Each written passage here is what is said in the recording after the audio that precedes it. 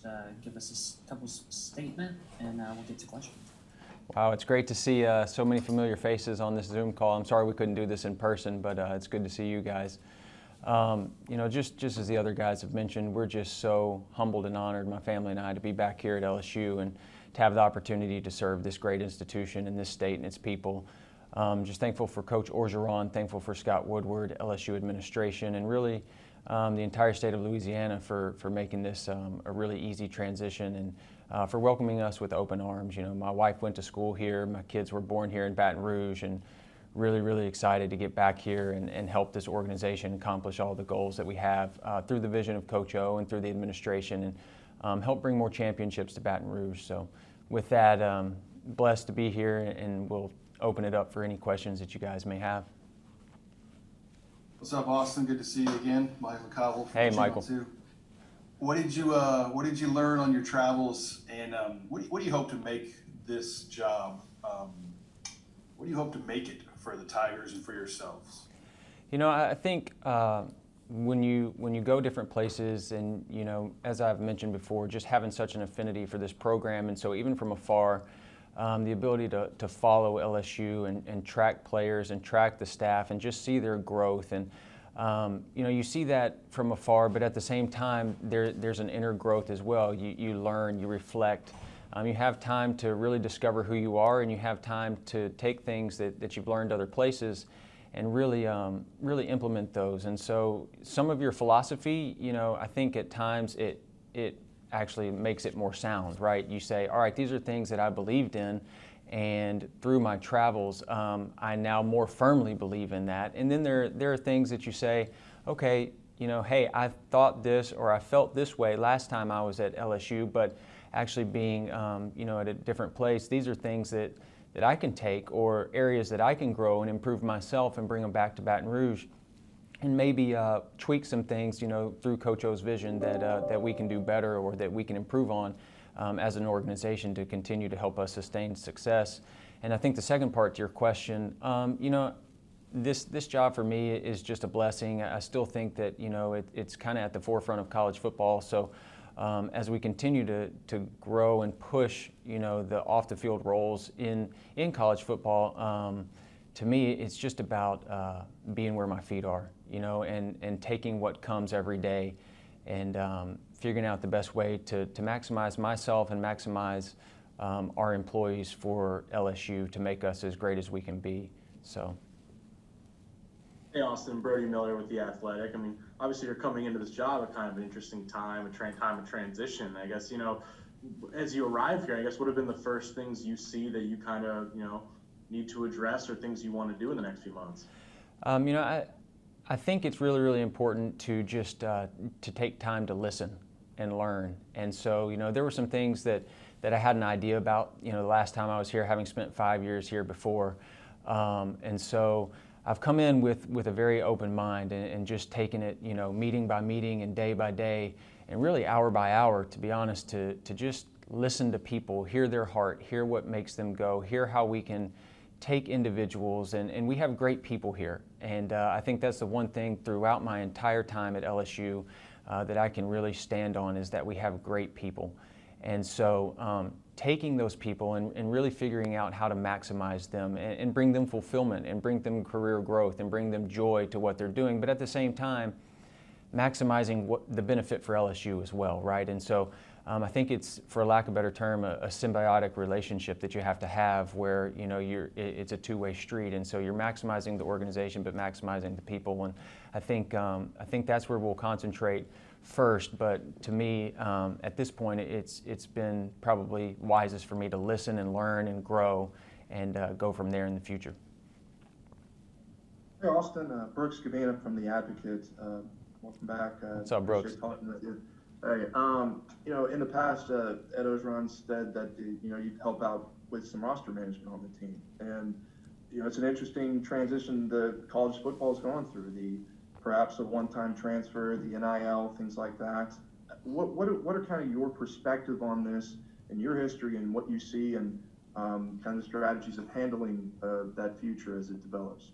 Sure. I think we'll start with what Coach O said earlier. I think it's really a new day in college football, where, you know, is probably best served to keep a scholarship or two on signing day in order to explore opportunities that come in the spring, and guys, good players that where you may have an immediate need that you can go out and address some of those and get a quality player to come in and kind of bridge the gap between maybe some younger players and I won't call it a weakness, but maybe an area that you might need some help immediately. So it's really a double-edged sword, to be honest, Brooks. It's probably good in my opinion that the players have a little more control over their future in college football than it is in the past. And so I think about that with an open mind. I think about if it were my son, what I would want them to do, or the ability to be where they want to be. I mean, I transferred colleges when I was in school, and so for a number of different reasons it happens. And so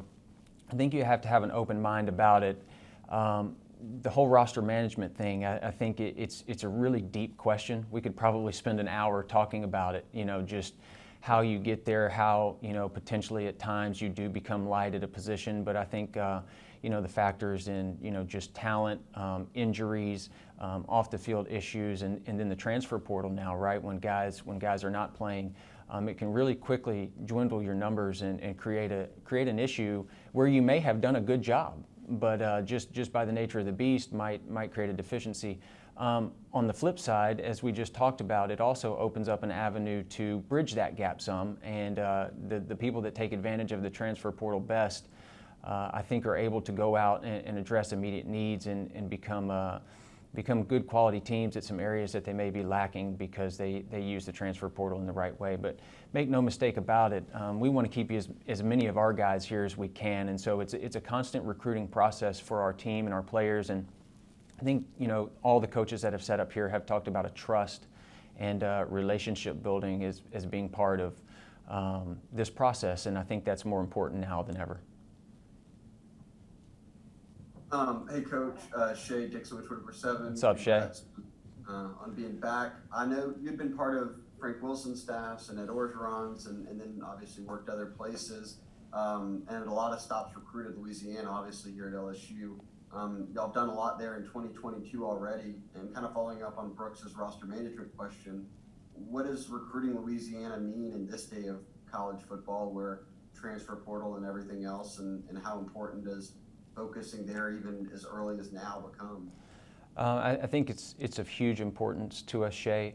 When you hear Coach O speaks, he speaks about Louisiana first, and I think that's our philosophy as we move forward. I think you've seen, at least in my time here, and in the past, but especially going into 22, a conscious effort to evaluate and be really, really on top of these guys in the state for 22. I think it's an incredibly deep class, and it's one that we have to do our best to put up a fence around the state and keep a lot of these top players here. I think the players in Louisiana, after having been other places, it's a different kid. There's a toughness, there's a competitive spirit that comes with the kid in this state that you don't get everywhere else. And that's not to say that there aren't kids that fill that same role, but I think generally speaking across the board, the competitiveness and the ability to be coached and to be pushed of the kids in this state is different. And so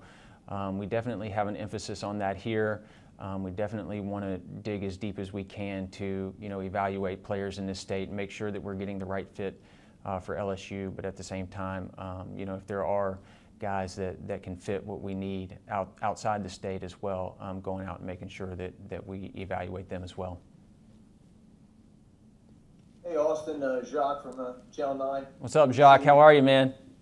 I'm doing great. Good. Good to see you back, man. I would like to think that you played a big role in a lot of those guys who won the Fiesta Bowl and then the national championship. I was just curious what it was like for you to watch that and to, I guess, in your heart, sharing some of that success. And you can't recreate that, but how can you get back to that?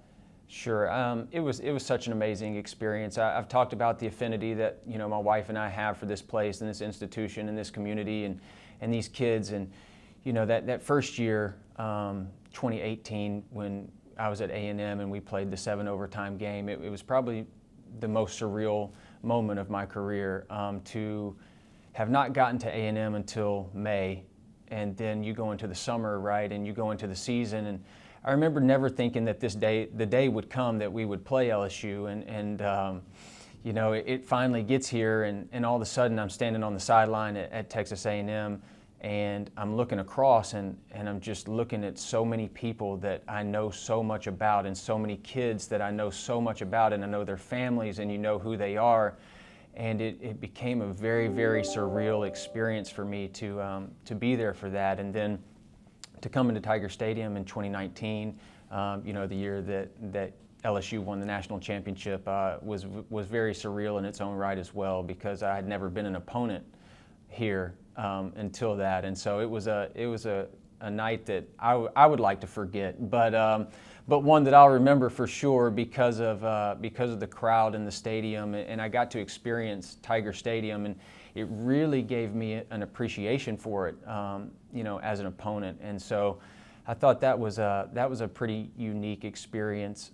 But just, man, just to see all these kids grow up, and that's what they were when, you know, we recruited them here, and to become young men and holistically develop who they are, you know, athletically, academically, spiritually, socially, and see them head into the NFL and beyond, and have success and continue their journeys. That's what it's all about. That's what it's all about, is you know, developing these guys as young men, and growing them as people. And I think it's been an incredible journey. And you know, you don't ever want to try to, like you said, recreate that.